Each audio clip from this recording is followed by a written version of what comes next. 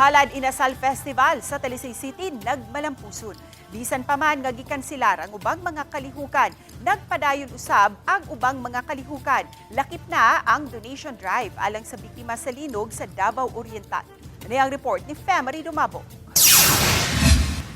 Pinalahi sa naandan nga pagsaulog sa Halad Inasal Festival, dinadunay street dancing ug ritual showdown.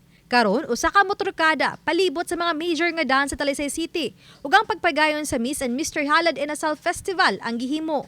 Lakip sa gilibot ang mga imahen sa ilang patron sa kada cluster nga ilang girepresentahan ug ang imahe ni Santa Teresa de Avila nga magsaulog sa kapistahan karong Oktubre 15.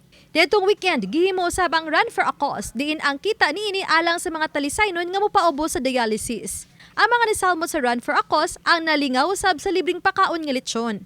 Adunay mga kalihukan ang wala nagipadayon sama sa pipila ka nightly activities, pagsimpatiya sa mga nabiktima sa linog. Samtang mga dagkong kalihukan karong gabi hangtod na ugma sa fiesta sa Santa Teresa de Avila, ang Miss Talisay City ug konsyerto ang himuon. Mato di Talisay City Mayor Samsam Gulyas, usa-usab kini ka donation drive aron itabang sa mga biktima sa linog sa Davao Oriental ug ubang bahin sa Region 11. There are cultural activities, but most importantly, the religious activities should be taken care of.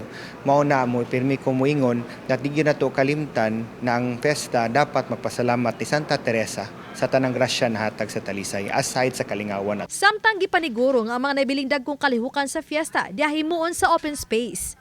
Kini aron masiguro ang kaluwasan sa tanan kun ugaling adunay mahitabong pagtayog. Masiguro jud nga walay bisag usa ka Talisaynon nga maybe will be at risk during these activities. Ubay-ubay ang atong exit, naatay mga securities, naato ang mga force multipliers, na barangays, mga kuan kanang gi-establish gid nato ang mga safety precautions. Uban ni Godfrey Relien, Femery Dumabok.